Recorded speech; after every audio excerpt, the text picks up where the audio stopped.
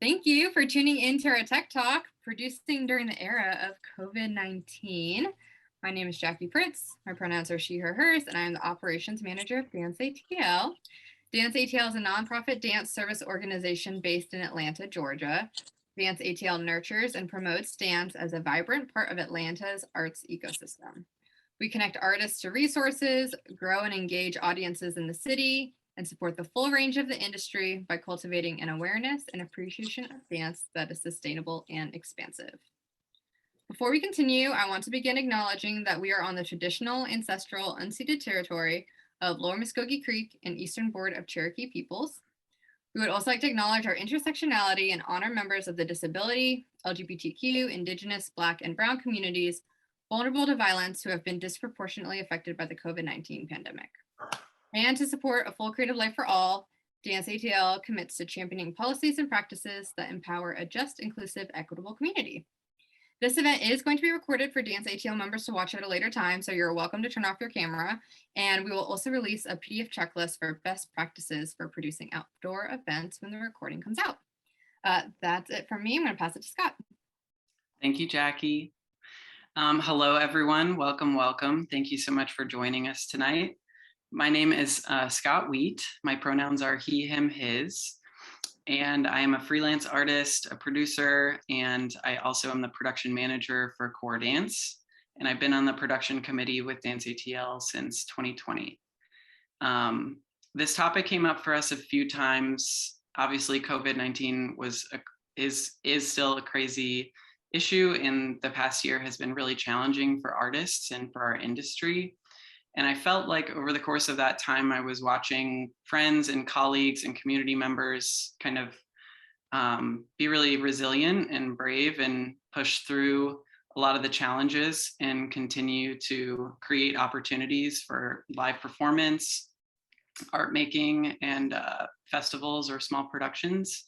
So I really wanted to create an opportunity to spotlight those people and ask them some questions about how they made it happen so that we can all share in that knowledge. If you have any issues like technology issues, can't hear someone, can't see someone, or anything out of the blue, feel free to send a private message or just write in the chat, and Emily will get it taken care of, our intern. And I think that's it. So I'm going to go ahead and ask the panelists to introduce themselves. If you could just give us your name, your pronouns, your affiliations, and just maybe like a fun fact about yourself. Keith, take it away. Hi, my name is Keith Reeves. My pronouns are he, him, his. A fun fact about me is that I'm a drag queen. Hi, everyone. I'm Catherine. Most of you know me as Katie. I go by she or they. And I guess my fun fact is that tomorrow is my birthday. Amazing. Yeah. Happy early birthday. Thanks. So the first question that we prepared with the production committee that I have, and I'd like to ask for you both to answer this, is to just tell us a little bit more about what it was that you did. So what you did in the past year at the festival or the production. And while this is happening, Emily is going to flash some media on the screen as a little visual aid. So Keith, can we start with you? Yeah, so I have a background in doing fundraising in Atlanta. And so when COVID-19 hit, I had a lot of friends that were still interested in dancing and doing shows, but there wasn't really an outlet in Atlanta for that at the moment. So in October of last year, I started a small collective called Bodies in Motion. And we did about an hour and 30-minute show outdoors. We had a little over maybe 25 people in person, and then we had almost like 30 or 40 people online. And for the most part, we really wanted to show that you are able to do an outdoor performance or a performance in general during COVID while maintaining all the protocols that you need to create an environment where everybody feels safe and good. But it was an amazing experience. I had some talented dancers alongside with me. Actually, Scott helped me a lot with stage management and a lot of last minute stuff, a lot of last minute organization. And we pulled the show together. We also were able to get the dancers and we were able to get them video footage, also photographs from the show. And we also did promo videos for all of the dancers that were in the showing. So it was a really great experience. I learned a lot from it. And I can't wait to do something like this again. Very cool. Thank you, Keith. Katie? Yeah, so I guess not last night, 2020 in June, I was thinking about what we could do safely. And with that, I had previously run a free class series, and I knew that we couldn't do that safely at the time. So what I was thinking about was like, well, we can dance outdoors safely. A lot of other cities have outdoor dance festivals. Why not us? So I made an Instagram account. I called it Fall for Fall. And I actually posted an open call. I posted a Google document or a Google form to get information on each piece with kind of 2 to 3 mission statements. One, I wanted the festival to be traveling, so it would be in a different part of the city each night, kind of just for accessibility. You know, certain people live certain places, MARTA stops, what have you. And I wanted every person who applied to get a spot. I think that there's a lot of people in the city I know, but there's a lot of people that I don't know. And so by allowing it to just kind of be an open platform for people to play and experiment, and taking everyone, we get happy surprises. We get really exciting things. We get people performing for their first time in the city, companies having their like first go about. And that's really exciting to me. And our first show, thinking back to COVID, was 3 different locations over a weekend, and we had 20 people per night, and then a live stream on Instagram as well as YouTube. And then we did one in the spring, and we upped that to about 40. Both were sold out. And then we just did it about 3 weekends ago, and we had up tickets to about 70, 75. And we were completely sold out again.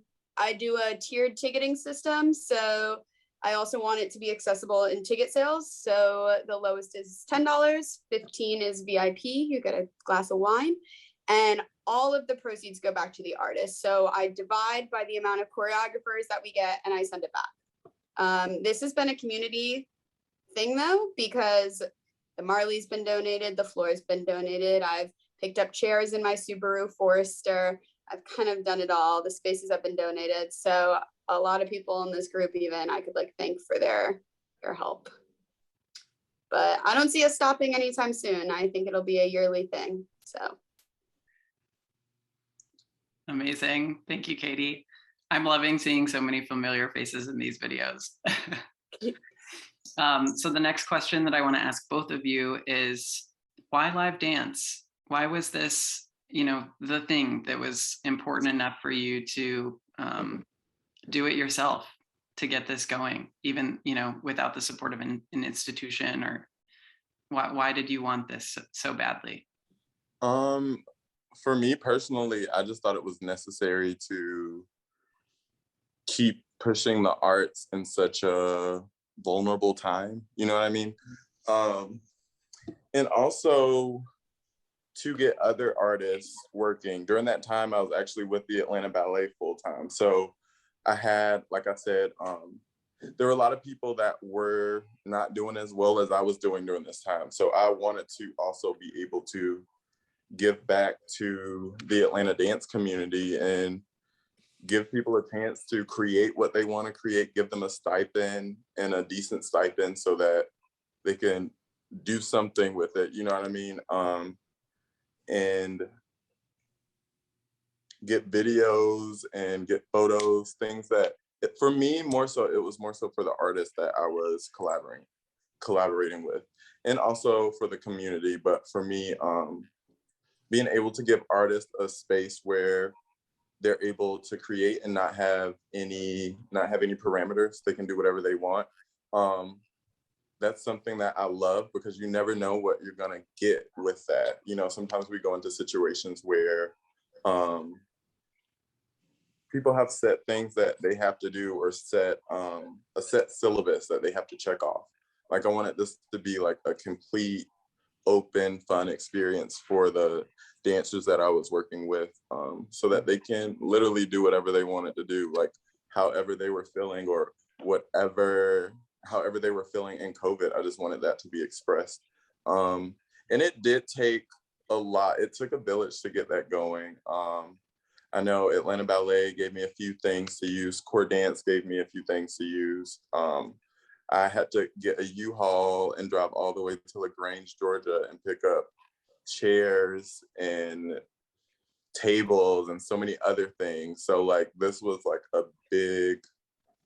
one of the biggest things that I've ever done. And then also just being with a really supportive group of people made the whole process easier, because we were actually supposed to do it on a Friday or a Saturday, but we ended up getting rained out.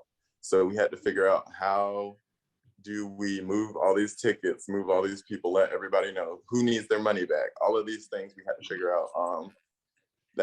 And it literally, that was my first time ever doing a production and having to renegotiate ticket sales and renegotiate when we were going to actually perform it. And then also we had a few situations where, like, I know one of my stage managers, she got like a positive COVID test. So figuring out how to deal with that in the moment, and also let everybody know what's going on. You know, like, after I found that out, I let my whole crew know. I even let a lot of the audience members know before they came. Come to find out that she didn't really have COVID. She got another test and it was negative. But just how do you handle those situations? And that was kind of before people started really dealing with, for me, COVID in that way, and also like communicating about it and letting everybody know and being very open about it. So I just felt like it was something that needed to happen. We performed in Whittier Mill Park. There had never really been a dance performance there in that area. So the working with that park was really great, and them allowing us to perform there. Yes, it cost a good chunk of money to do it, but at the same time, it was all, for me, it was worth it. Bringing community together, bringing different types of people that are from different dance backgrounds together for one performance. It was great. I just thought it was necessary to push the boundaries and just try it, instead of just being like, oh, it's COVID. Oh, well, like, no, bump that. Like, let's create, let's do something. Let's see what we can do. Like, let's see how we can, yes, there's COVID right now, but how can we still bring live dance to the community at the same time? So that's all I got to say. So I decided to do this. Sorry, I was recalling the question. Because one, I do like planning things. I enjoy that. I was once an event planner for like a corporate company. But I also, when I started it, I felt like a lot of people my age were losing their identity as a dancer. They didn't feel like they were a dancer anymore. And that was really like disheartening. And I felt like I did have the power to change that, and I could change that. So why not change that? Or at least try to change it. And it was just a way for people to create. And to be honest, I had a piece in it as well. So that was exciting for me to be able to, and I performed in Jackie's. So it was like my first time showing work and being in work since it happened as well. So that was yeah, that's why I did it. I felt like some of us were starting to like lose that very innate part of our identity. Yeah, like I'm taking away some really strong things about like creating containers for artists, activating spaces that haven't been activated before, and like answering the calls that like institutions or larger entities just aren't answering. Like, that's amazing. Now I want to move to like some open floor questions. I'm just going to ask them, and if you have a response for it, feel free. So there's so much going on here, right? There's like DIY dance, there's a pandemic, there's safety, people are all in different places with their comfort levels. There's, when you're doing it yourself for the first time, there's all these new learning curves too, right? Like the front end, the administrative, the planning, the budgeting, outdoor, you know, where am I getting power? How am I going to build what people are going to dance on, or, you know, anything. So what would you say was your biggest challenge? I guess I can jump in and say my biggest challenge was the things I couldn't control.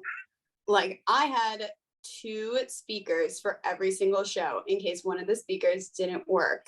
I am like queen of backups on backups, but I remember just every single time checking the weather and being like, I don't have control over the weather. And some of you might have been to this show, but I have now done 8 nights over the course of a year. And it has only rained. It actually rained once during the day, and it rained in Decatur, but not Buckhead, where we were that day. And that was kind of wild. But the one night it poured during showtime was the night we were in the B complex. And that was pure luck. And that is what makes outdoor dance fun and scary and exhilarating and problem solving. But that is also my biggest stressor, that and the fact that this is very low budget. Yeah. But, you know. For me, it was the weather as well. Like I almost flipped my shit when I found out it was gonna rain the day of the show, because I had no idea what to do. Previously, before that, every show that I did, I curate this fundraiser called Project Love. And during Project Love, everything is usually under like a huge tent, like at Park Tavern, and they donate the space to me for that whole program.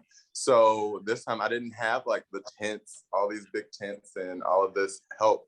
So when I found out the weather, when it was gonna rain that day, I just really didn't know what to do. So I was just like, okay, let me just figure out what to do. Let's call all of these people. Let's email them. Let's get the word out. Let's let them know that we need to push it. So that went onto social media. That went onto our website. That went through phone call, text message, email, everything. Another thing was, so I wanted to do live projection. So we ended up getting the projection to work. So the performance, we had an area where you can watch the projection of the show in this huge field. And then we had an area where the show was actually happening. And then we also had like an online, like Zoom, you can log into a Zoom link and you can watch the show as well. So when I found out that the projection wasn't working, we had all these people that paid money to like sit in the projection area. And so when we found out that the live wasn't streaming to the projector, that like messed a whole lot of things up too, because we had to bring those people over to the live performance area. So then we have people asking, oh, well, we paid this amount of money and we're here. Why did they paid a little bit less and they get to stay in the same area? So you have like different conflicts like that. And at the end of the day, I found out the more that I was able to communicate with everybody and let them know what our dilemmas were, the more understanding everybody was about the whole situation, because being the fact that it is COVID. And then another situation was, like I said earlier, one of our stage managers, she came back. Everybody had to get a COVID test, but she ended up coming back with a negative COVID test that ended up, a positive COVID test that ended up later on being negative. So with that, I was like, oh my God, like I need this person here to literally make sure the light cues are going on, make sure the music is starting when it's starting, making sure like the dancers are where they need to be and everybody is on the right track for the performance. So when I thought that I was gonna lose her, that was a whole nother situation. But again, with communication, that made the whole situation better. When I was able to communicate with the dancers and the audience members, there were some people that weren't comfortable with it, and there were people that were comfortable with it, being that we're still outside. And so, that being said, for me, as Katie, like the things that I couldn't control were the things that like freaked me out the most, to be honest. Mm-hmm. But yeah. Yeah, I just run sound and stuff myself, so props to you for having that. And that's the crazy thing too, is that like all of these things are things that usually take like teams and teams of people to set up. And it's not that you didn't have support, but just to like think about the fact that like, okay, we're talking about social media accounts, we're talking about marketing campaigns, we're talking about creating and setting up ticketing, we're talking about pulling resources from every which direction. It's just so admirable. Like, I don't think people realize what all goes into something from the beginning to the end, you know? Yeah, it was a lot. It like literally took all of my savings to do that. But I wouldn't take that back for the world. Like, it was so much fun, and I loved everybody that was a part of that production. It was so much fun, and the group of people and the love that I had around me really made it a lot easier than it just being me. Mm-hmm. That is very nice of you to say, Scott. And I will say that planning the first one when I had nothing to do because of the massive amount of the pandemic versus planning this one where I was completely in my life as well as during the pandemic were wildly different. So, you know, live and learn. Okay, so next question. You guys have already been talking about this a little bit, but just like how do you find that you were adaptable or that you were adapting or pivoting in the moment to like big obstacles when doing this work? I mean, you don't have a choice. You have to be malleable during situations like that. If you go against it, it's not going to make things easier. You have to just be able to go with the flow in a sense. You know what I mean? Like, if it's raining, you can't do shit about it. You have to wait the next day. It's not going to make sense for you to leave everything out in the rain and all of this. So being open-minded and knowing that not everything is gonna go the way you envisioned it. And sometimes the way that you envisioned it isn't the best way. Sometimes the way that it naturally happens ends up being better than the vision you had in the first place. I will shout out my roommates and close friends that honestly willingly got dragged into this. But I think that they are always a good reality check of being like, it's actually not that. Like, we tried to do films as well as live, and there are plenty of other like film festivals right now, but for the first one, there really wasn't as well. And it's just good to have somebody there to help you pivot quickly. But also be like, we actually don't need to pivot. It's okay. Yeah. Another issue I have had is like the hot Marley, which really stresses me out. And I keep thinking it will not be hot in Atlanta than it is. And I guess, yeah, so pivoting is also trial and error. So just quickly being like, well, what can we do to fix this now? But also having those people that's like, we'll fix it as best as we can, but then it is what it is. And I think that that's important to have both. And in the case of the Marley, we were throwing water on that from Pike's Gardens. We were using tarps to try to get the sun off, but yeah, pivot quickly, trial and error, but also have your team to calm you down. Yeah, and like Keith was saying, it's so much about like an attitude and an approach and just being malleable and like being willing to accept that something isn't going the way that it was planned, but like saying, I'm going to not freak out about this. I'm going to ask for help. I'm going to try something else and just not like blame myself or feel guilty or, you know, like we can't carry all that baggage because we're doing all this amazing work. Cool. And you also kind of talked about this too, but because it was an outdoor event and it was during the pandemic, obviously it raises all these questions about like, okay, well, we can't have a ton of people coming. And so what other ways did you find were successful with getting access to the event out? Like, I know, Katie, you mentioned there was a live stream, or Keith, you mentioned making a film. If you could talk about that a little bit. For me, I think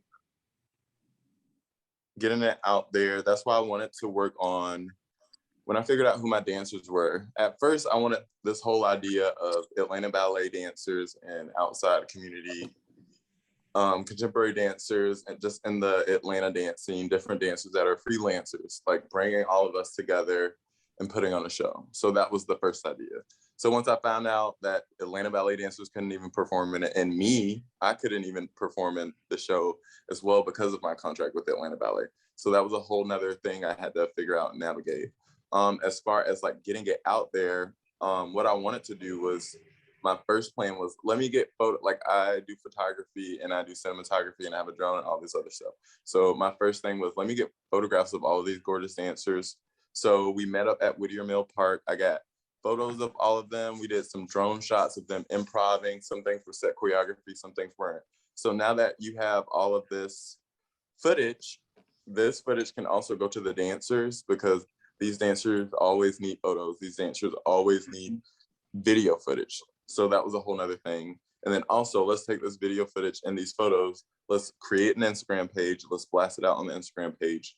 Let's take these videos, let's make a small trailer so people know what we're doing. Let's make a YouTube channel to put everything on YouTube, you know what I mean? So it was just a lot of just everything, like me being at Atlanta Ballet and seeing how they do marketing and things like that, because I've been there for a while, and I'm always in the back with the cubicles asking everybody, oh, how do you do this? How do you do that? Because I always have wanted to run my own like organization or whatever. Yeah. But it was mostly just like making calls to DanceATL. I know I was like working with DanceATL at the time, and they helped me so much. Shout out to Michael Boatwright for helping me like put together that documentary and everything. So it's mostly just PR blasting. Like we were doing like dancer talks on the Instagram page, and those were live. And we took those dancer talks, we made the dancers repost them. We reposted them on our Instagram page, that you were able to access them through our website. And also I posted everything too. So it was just all, again, trial and error, because you don't know what's gonna work and what's not gonna work. But I did see that a lot of the word that got out came from social media. Like we were putting something out on social media every day until the show. So that's what helped us. And this film that you're referring to, is it available to the public now? Yes, it is. And it's also on the Bodies in Motion ATL Instagram. You can go on a link there and it'll take you to the full documentary. Amazing. I did a lot of cold call DMing, especially for applying as well when I first started. I like to say, which is like not a slight at myself, but I like to say that I'm type A-. Like I have really good ideas, but I'm okay if they're like a little bit shoddy around the edges, which I think bodes well for an outdoor dance festival, because I'm okay with it just like getting out there and getting done, and it being about like the artist and the dance. But to be honest, the first one we shared every single choreographer on our Facebook and Instagram. We also had YouTube at that time, because there were a lot of like grandparents and things that wanted to watch the show who don't have Instagram, because this was, again, like everybody's home. This is August 2020, like everyone's home. So that was like actually a really big decision we made, to do both social media and then a platform where you could pre-send out the link to watch the live stream. But the first show, it was so wild. It sold out on its own, because it was really just people's family and friends like wanting to see them dance. And again, September 2020, early September. And it was like people were scalping tickets. People were messaging me and were like, I need a ticket. And this is like the height of the pandemic. Like we wore our masks the whole time in producing it outdoors. And I was like, I can't give you a ticket. I don't know. Like, but we were able to have some people help with volunteering, which got a few more people in the door. So I really did my best, but it was insane. They sold out in like an hour. It was so cool. Not a bad problem to have. Not a bad problem. But since then, y'all, this city gives me a heart attack. Y'all are so last minute with your ticket sales. It'll be like 2 days before. And I'm like, and then it'll go up really fast. So yeah, it was just me blinding, but. And then, so this one is, I mean, we've talked about a lot, but I'm curious too, if there's anything that stands out to you as like the biggest takeaway from any of the productions that you've done. Like, what was something that you learned, or, something that you're just going to carry with you? I have big dreams down the road with this. I really do. And they might be unattainable, but we're going with it.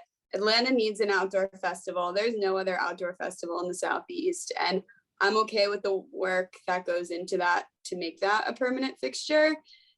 And I think that goes back to my biggest takeaway is like how pleasantly, I don't want to say pleasantly surprised, but how beautiful the weekend always is when you have all these artists, some of them that you've never met before, and you're able to see their work, and you're able to see the other artists that stay to watch after they're done performing.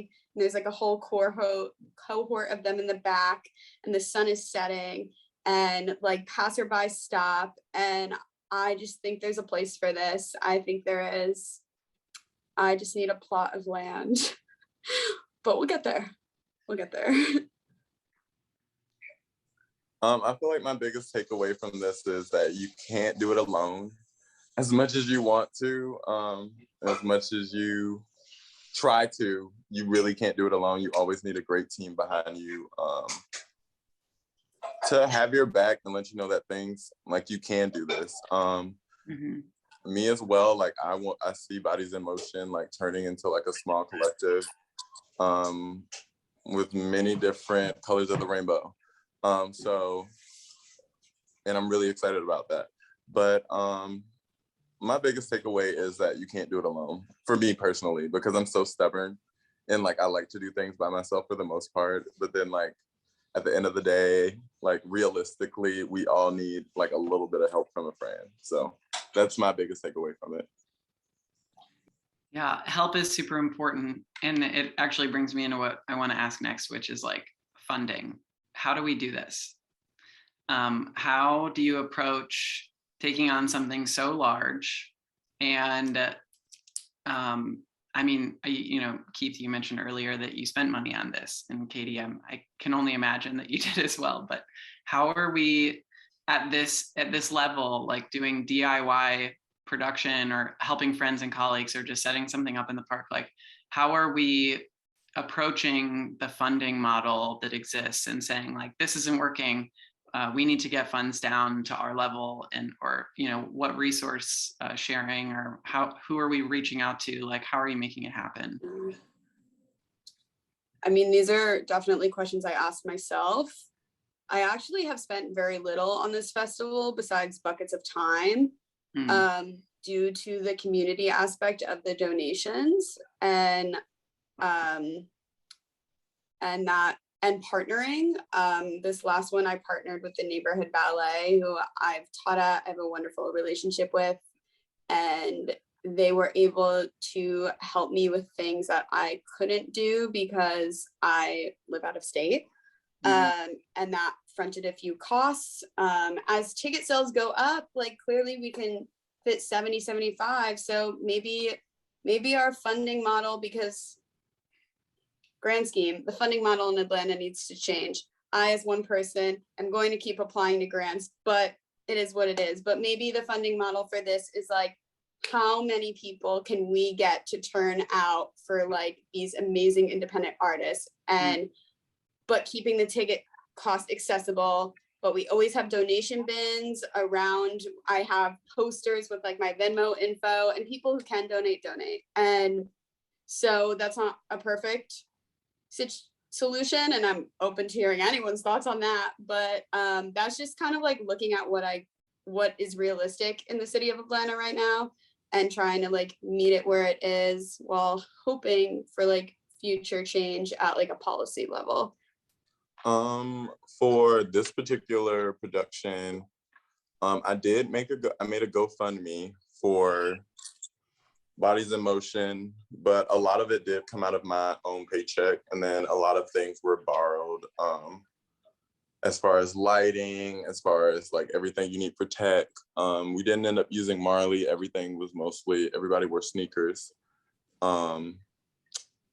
So just like little things like that. That's why I'm saying you always need to ask for help. You always need somebody that's going to support you. Like I was able to find a few people that donated a good chunk of money. I think like our GoFundMe, we made maybe like $900. So I was able to give the dancers $250 a piece for their rehearsal time and for the day that they came in and did the video project for us. And then as far as the show, once we got ticket sales back, all the money from ticket sales, we were able to pay dancers and then also pay for the other chunk of using Whittier Mill Park.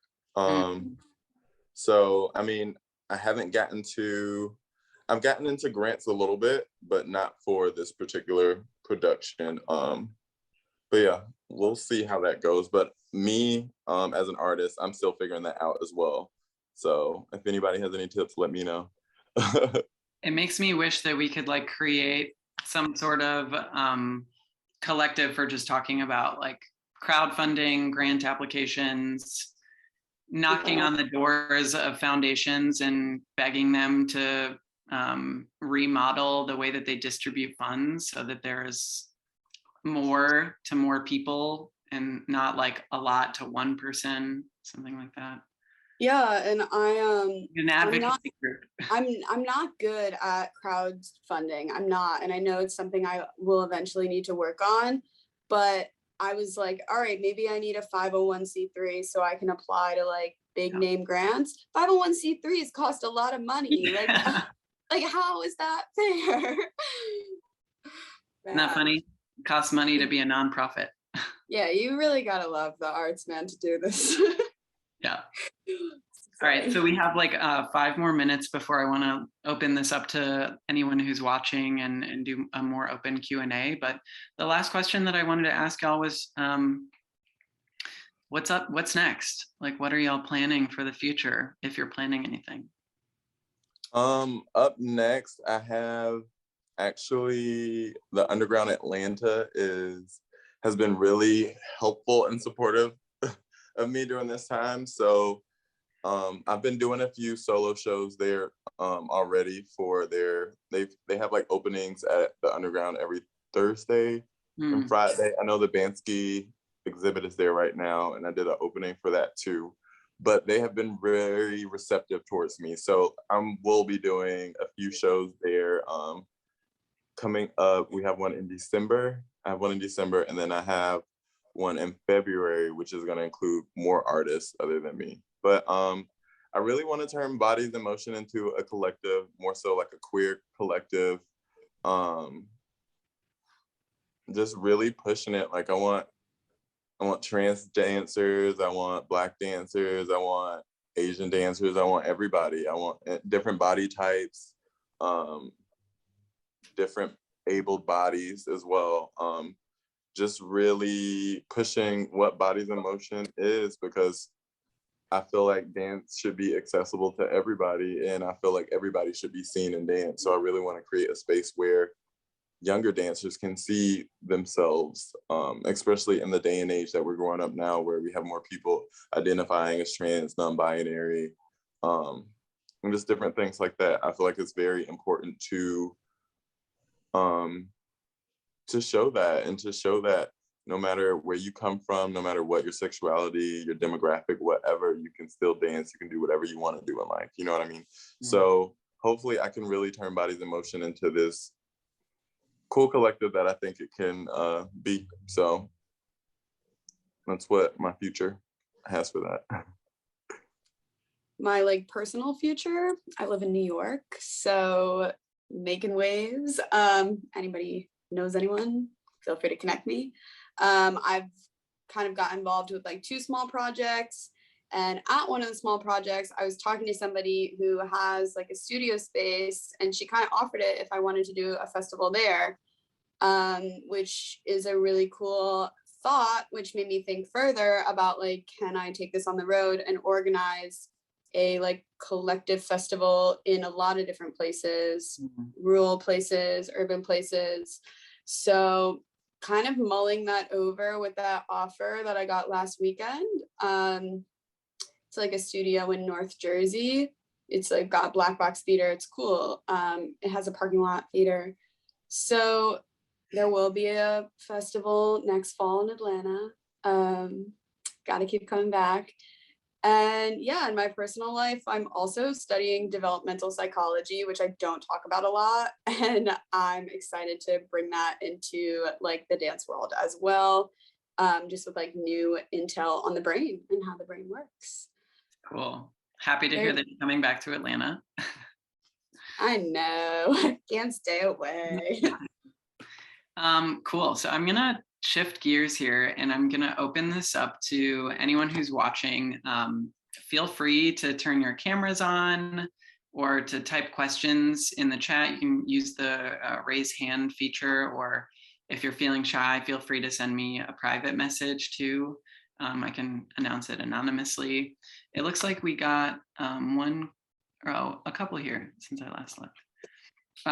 First one is from Nadia. Nadia says, how do you approach people or organizations to lend you Marley or sound or other equipment?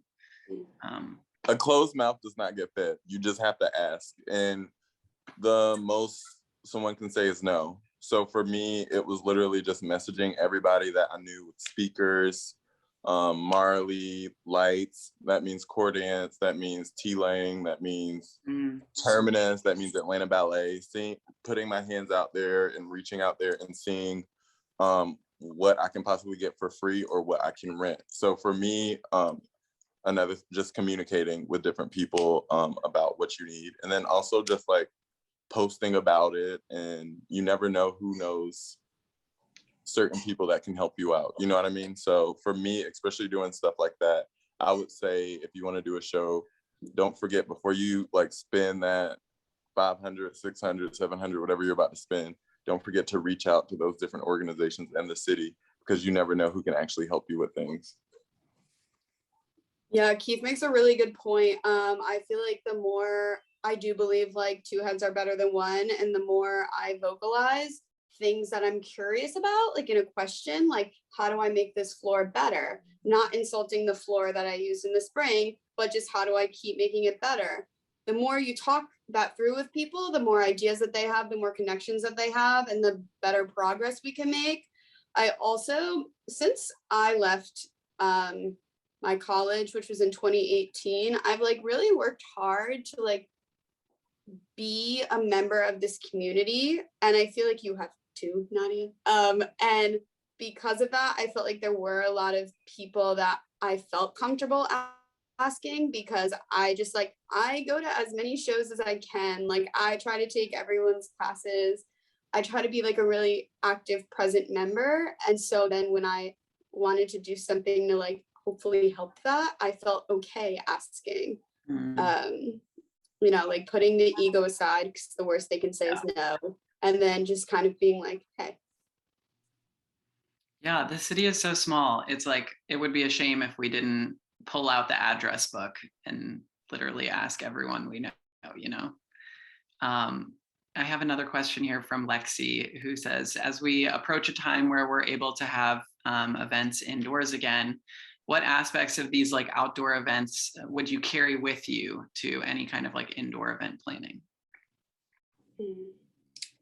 I love a QR code for a program. I love a physical program, but it's great for the environment. Printing stuff like is actually quite hard, because who has printers? And if you have a printer, you probably don't have ink in your printer. Like, let's be straight.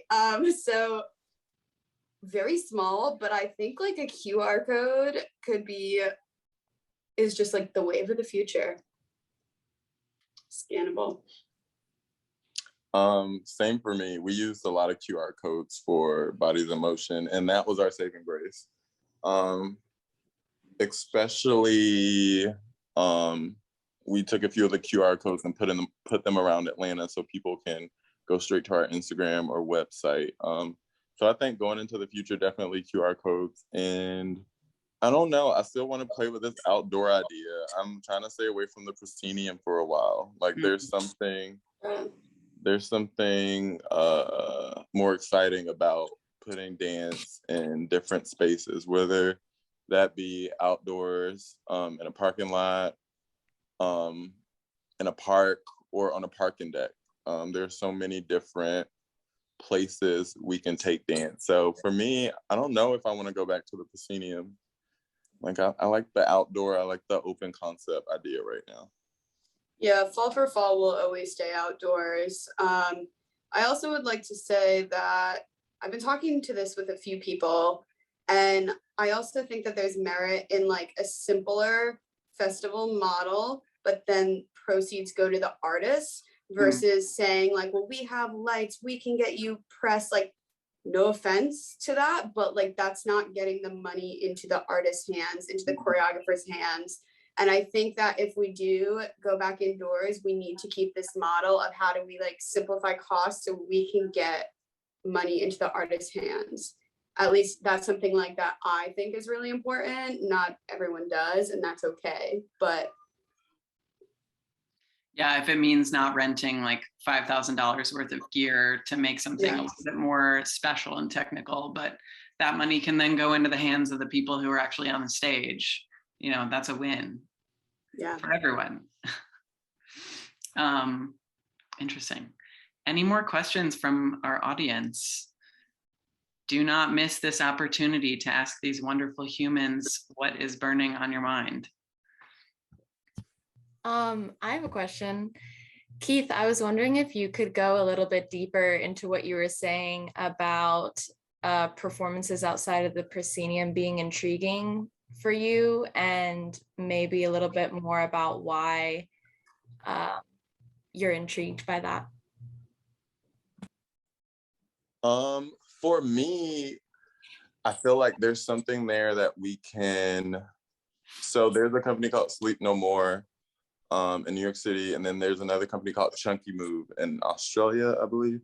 So I really got inspired by them, and that's kind of like the direction I want to go with things, because I feel like when you in the theater, it gets very theatery. You know what I mean? Like you're going into the theater to see this one production, boom, bow, bow. Now that I've been working with the underground, like I'm having all of these like production ideas that have to do with like real life. So one idea that I have right now that I'm working with in the underground is it's a rave idea. So all the audience members come in and it's a rave, but like we have a storyline together, we have a video together, and it's more of a immersive type situation. And that's what I want to play with more. That's why I was saying like I want to do things maybe in a parking lot, maybe things like in a older store and like coming up with stories behind that, or in a cemetery and coming up with like stories behind that.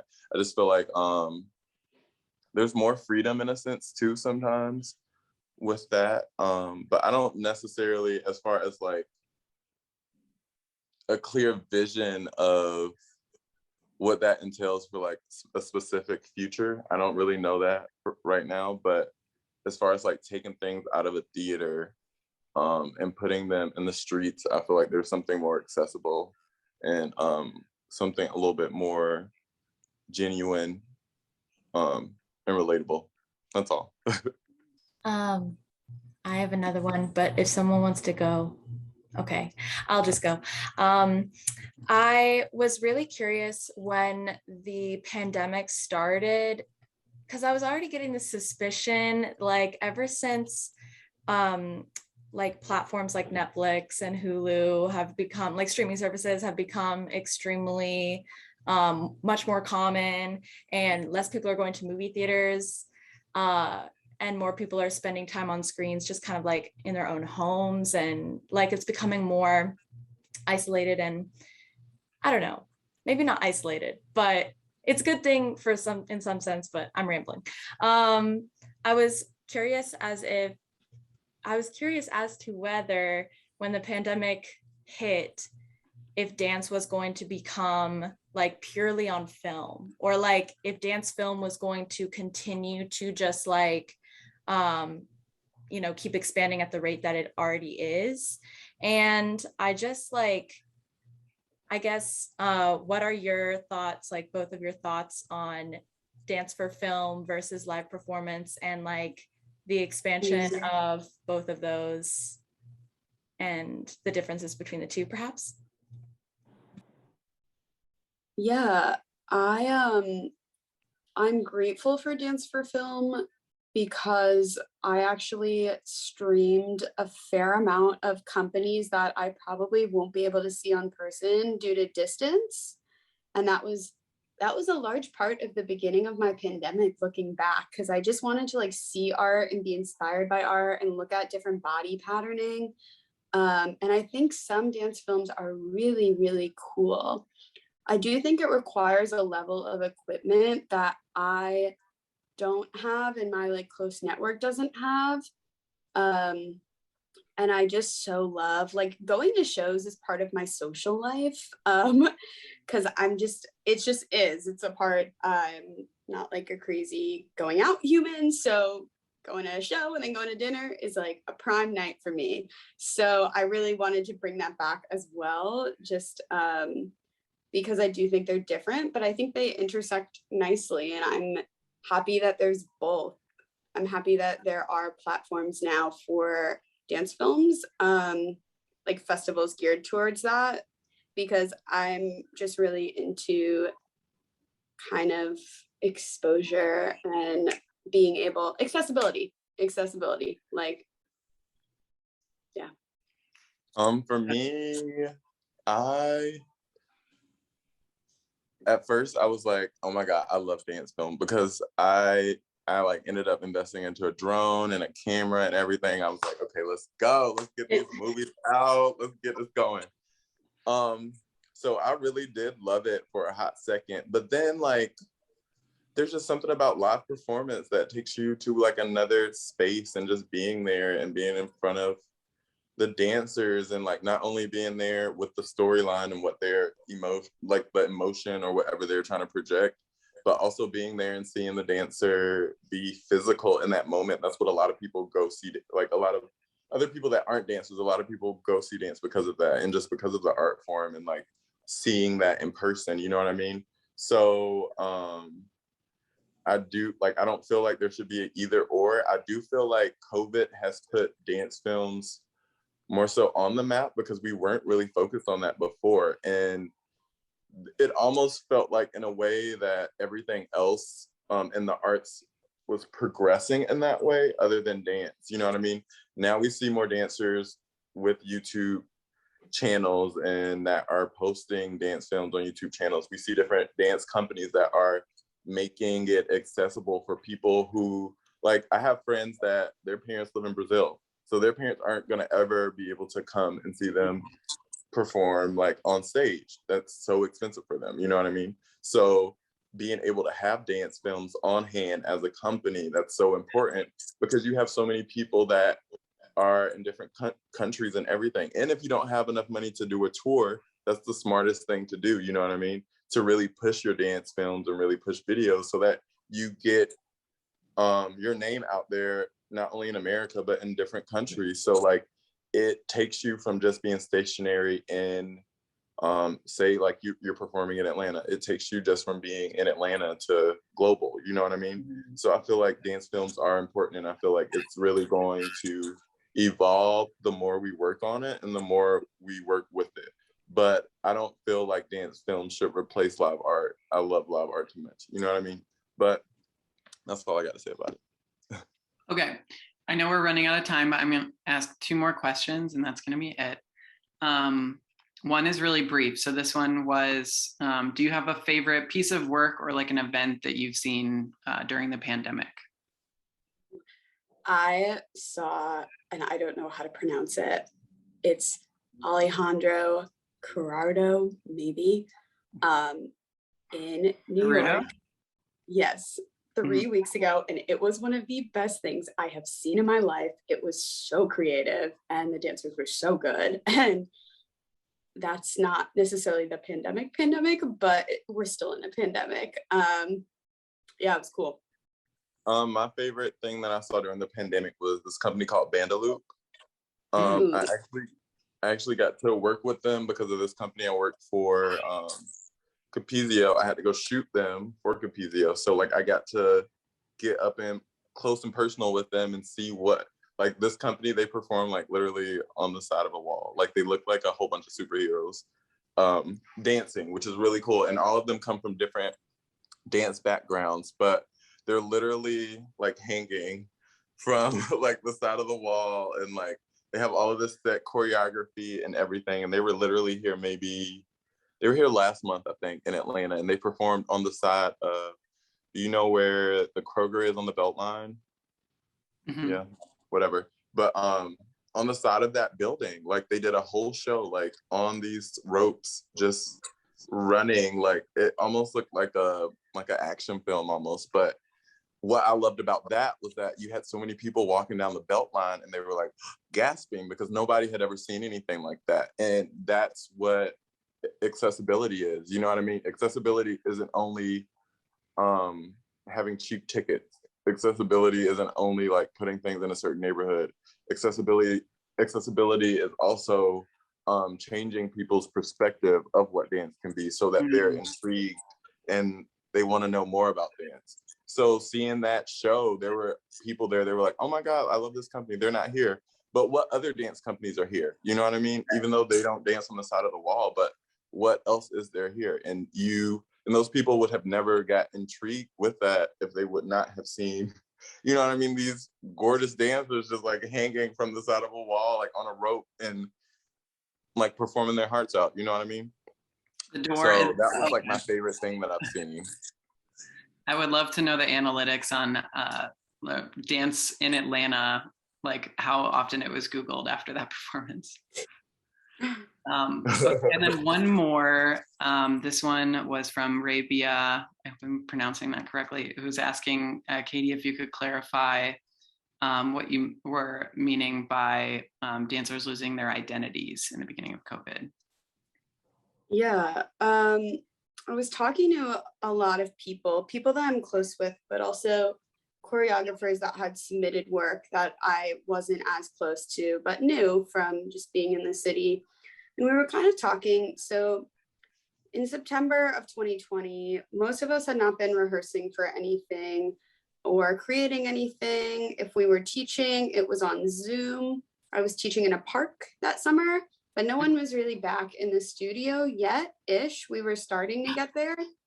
And a lot of people, you know, I adore teaching, but a lot of people teach and do their other side hustles in order to dance, because dance doesn't make enough money to not do the side hustle, which is a different topic. But because people weren't doing like the core of why they were doing these side hustles, I was just having conversations where people were like, I don't know if I can call myself a dancer anymore. I don't know if I can call myself a creator anymore.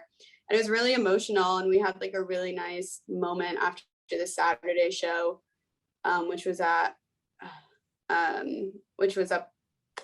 like outdoors in like a parking lot up in Buckhead, and at a space that doesn't exist anymore.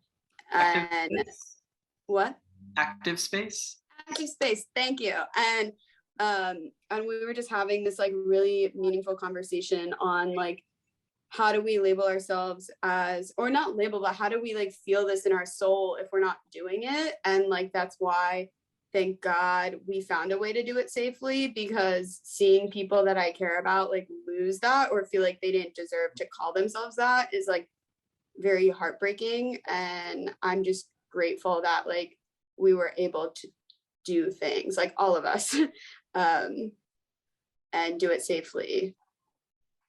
Well, I just want to take a moment here and thank you so much, Keith and Katie, for joining us, for the rich conversations, for everything you both are and have to offer to Atlanta and our community. And also a big shout out to the interns with DanceATL who worked tirelessly behind the scenes to wrangle all of us and set up this event. And thank you all for coming. I'm going to pass it over to Jackie, who's going to close us out. Awesome. Thank you, Scott. Thank you, Keith. Thank you, Katie, so much for sharing your knowledge and taking the time to come together for this tech talk. I'm going to wrap up really quickly. I don't want to hold us over any longer, but we want to make sure everyone who attends today's event fills out a very short post-event survey that Emily will put in the chat. So if you can just take a minute to fill that out when you get a moment, that would be greatly appreciated and will help us improve our programming. Election day is on Tuesday, November 2nd, literally this upcoming Tuesday. So if you're interested, there is a recording of the Mayoral Forum for the Arts that will also be in the chat. And yeah, just thank you all for joining us this evening. And thank you to our awesome panelists and production committee volunteers, including our amazing moderator, Scott. Without your support, we wouldn't be able to offer all the programming and resources that we currently provide at little to no cost to the community. So with that being said, if you're not a member, we would love to welcome you to our membership program. For $25 a year, you receive free or discounted access to all of our events, a monthly newsletter with community updates, the addition of a photo for your events in our e-blasts, access to Instagram takeovers, and much, much more. So if you have any questions, please feel free to email patsy@marketing@dancetl.org.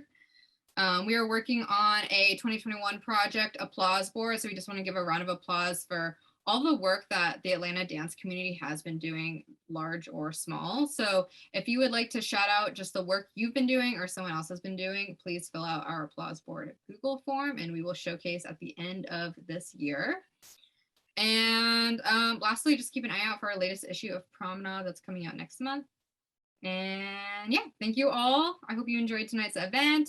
And just be sure to give us a shout out on social media or tag us if you'd like. And then have a wonderful rest of your evening.